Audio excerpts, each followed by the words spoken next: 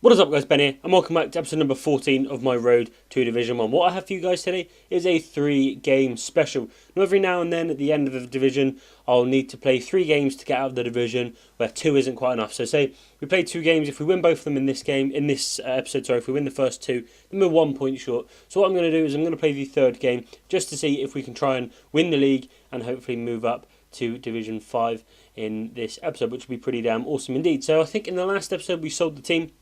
We did, yep, and we're going to move on to using this BBVA team. Now, the first game of the BBVA team was good. Like I said, it showed potential. It had good attacking prospects, but the finishing was a little bit dire.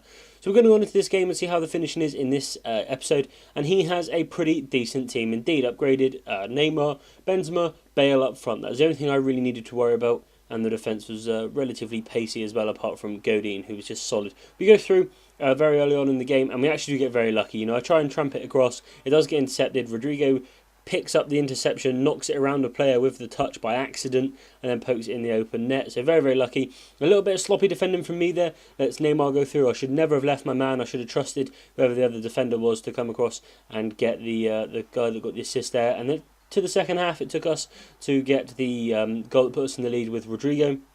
And Rodrigo's actually quite decent. You know, Rodrigo's probably the best player in this team. We get a really nice goal here, actually. De Santos does like a little stop and turn, crosses it in, a little dinky cross, and Rodrigo gets there, puts the ball into the net. And this guy decided that he had enough. His team wasn't quite good enough or expensive enough to beat mine. But no, in all seriousness, we do move on. And after that, I decided that I'm going to sell the team again. And now I always do this for my main team on my proper account, that when I sell my teams, I get bored of it, or I sell my teams I think I should, and then I build another team that's not quite as good, and I have to bloody sell it again and build another one. So it always happens. This is not out of the norm for me. So what we're going to do is we're going to list all of the players up, and this is the team that we ended up with. It took me like 2.5 hours to sell all the players. I was being really, really stingy, trying to get more than what they go for. And then I was trying to get all these players for less than what they go for, which actually worked. You know, we got quite a bit of money. We got quite a few of these players very, very cheap, which is pretty decent. I think we got about 25,000 coins now, maybe 20,000 coins, something like that, to build the team with. And this is the team that we went with. Handanovic in goal. We couldn't afford the upgraded one. Then we go Conco, Chiellini, Barzagli, Davide Santon. Then in the CDM role we have Daniele De Rossi, Pjanic on the right, upgraded Nainggolan on the left. Then we have upgraded Ibarbo right wing, Doumbia and Gervinho. Very, very sweaty attack. Hopefully it can do the business for us. Hopefully it shows just as much attacking prospects but can actually finish. That would be bloody ideal. And we go on to this game. A 5 at the back team. Pretty much full informed. The only non-informed players he has are Barzagli, Abate and Armero. Such a pain in the bum playing against a team 5 at the back as well. But he does have 2 attacking players in the centre mid. So it wasn't ever really going to go too well for him. We go through very early on with Doumbia and smash into the net. Now Doumbia is solid. I've not used Doumbia that much on this game.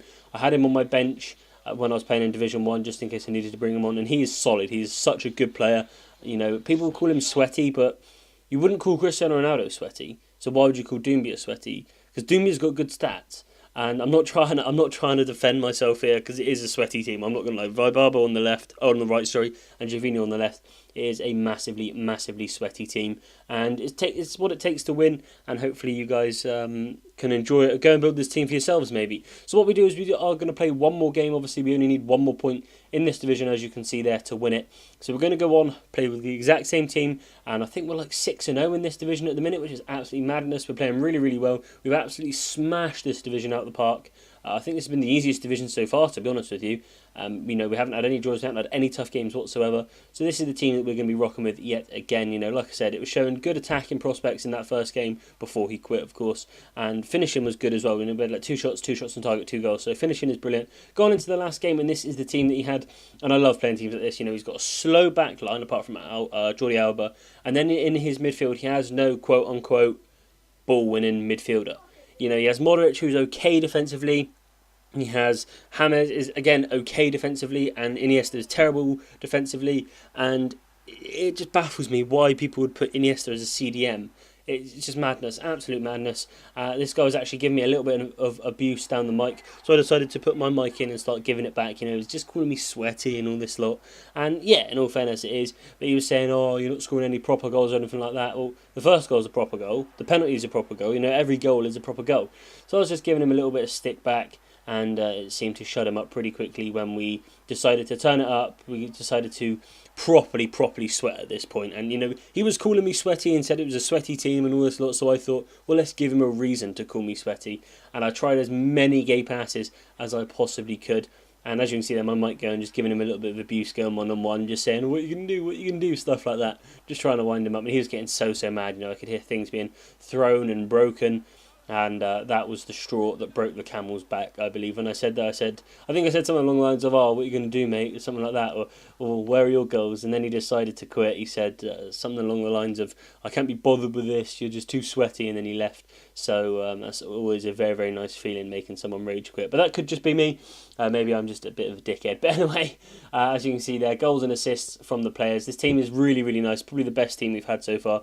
I said in yesterday's video that the BPL side is pretty much the only cheap side I think I can win Division 1 with. I was wrong.